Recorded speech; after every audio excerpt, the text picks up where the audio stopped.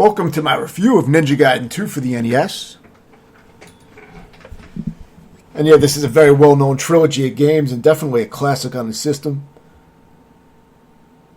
I also have a tutorial for the game that I will link in the description. So check that out if you're interested in beating the game.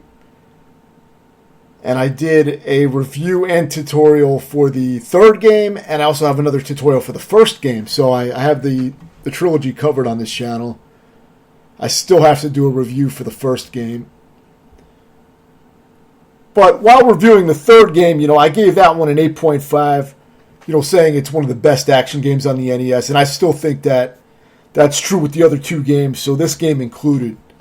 I think the differences between the three games are kind of negligible and more of a difference in taste. So, I would probably review them all 8.5, because for me, any differences are more about personal taste. Maybe the atmosphere or maybe nostalgia, things like that might appeal more to certain players. Now, if you're playing them all from a clean slate, like if you have no experience with these games, then, your taste is probably going to be different. It's going to be affected by that most likely. But, for me, I feel like the differences are kind of negligible between the three games. They're both, all three of them are top-tier action games on the NES as far as I'm concerned. So for this game, if you've played the first game, this game introduces some new elements, like you have weather effects here that push you around on the stages, and there's new obstacles and shit like that in the environments that were added. So that's one of the main things that was added to the second game over the first game. And the third game actually pretty much dropped most of that, and was more of a straightforward game like the first game, but it did make some improvements, such as, you could say, constantly respawning enemies that respawn almost immediately if you move the screen back and forth just slightly. That was something they fixed in the third game, if you consider that an issue.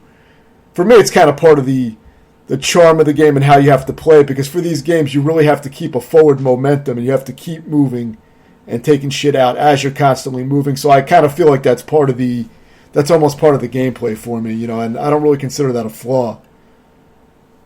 But the third game is tighter in the sense that it does remove respawning enemies. But this game, just like the first game, has enemies that will respawn out of thin air pretty much. If you move the screen just slightly back and then forward again, most of the time enemies will just respawn. And a lot of times you don't even have to do that. Enemies will often respawn. They'll respawn a lot of times right after you kill them, especially birds and bats and things like that can knock you into pits. And, all these games are pretty much heavy on having enemies right near the pits that will just knock you into the pits, as you have knockback that really knocks you around. You can take a good amount of hits, but a lot of times my deaths would be, falling in holes. And I think that's true for a lot of players. The bosses are definitely, maybe a little bit more complex than they were in the first game, which could be considered an improvement.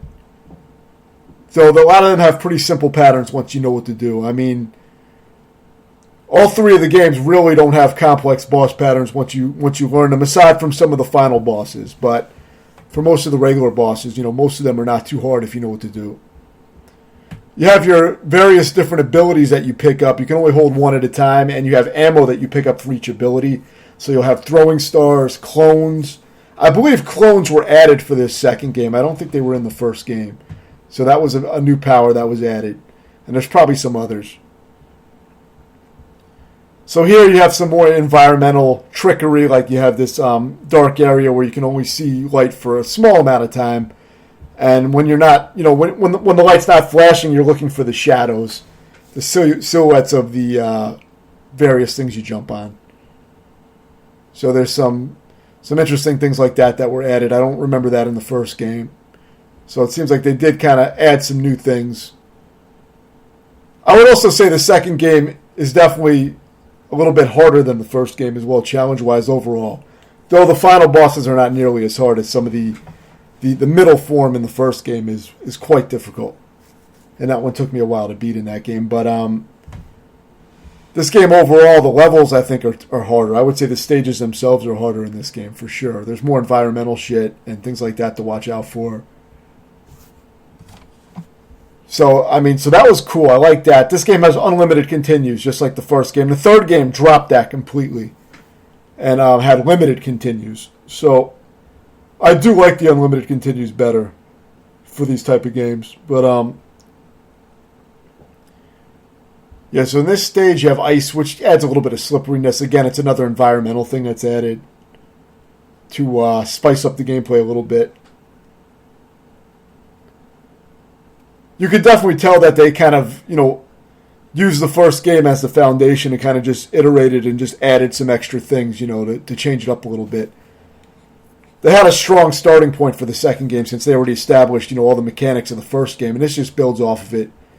This is back in a time when sequels didn't necessarily change the way the game played.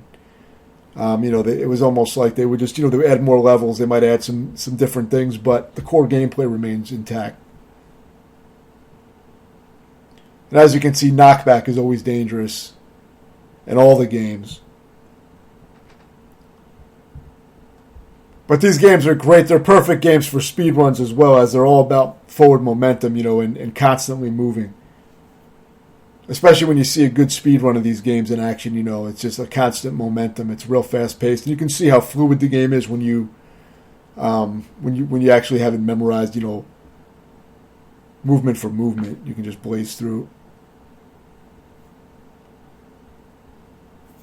And this is definitely a challenging game for sure. I would say for me it's easier than the first game just because this game has harder stages, but the first game has that really hard middle, final boss. All the final boss, the final bosses in these games are always three forms, three final boss forms. So after you defeat one of the forms of the final boss, it will permanently kill that boss. Even if you continue and get there again, that boss will be permanently dead. So keep that in mind. That's true for all three games. So if you're working on these games and feel like you're not making any progress, keep in mind that as long as you can take out a form each time, eventually you can get it to where the final boss form is the only one you have to deal with. You can take them all out through continued playthroughs of the final stage. One good thing about this game that the first game had this shitty little feature where they would send you way back when you died on the final boss. They would send you back several sections.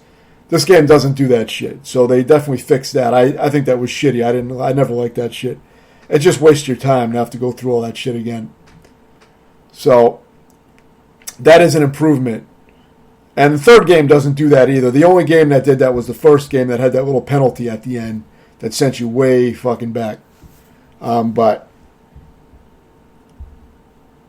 yeah, this is a great action game. Definitely one of my favorite games on the NES, but that's true for the whole trilogy, not just this game. So for me, the games are pretty equal. I think they're all kind of at the same kind of level, for me. I mean, there are nuances. There's ones I like better. One of my favorites is probably the first game because that's the one I played the most and I'm more familiar with it, and I kind of just like the flow of it. But you could mix and match that. I could say the same for any of the three games if I had played them more, or I had played them first, depending on maybe nostalgia and which ones I happen to play. But I mean, they're all pretty much of equal quality, and there's arguments to be made at which ones are better because there were certain improvements made to the gameplay.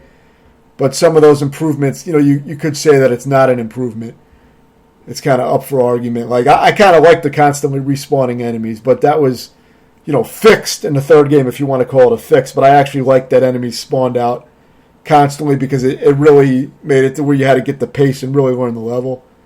And it kept you moving constantly, but it can feel cheap.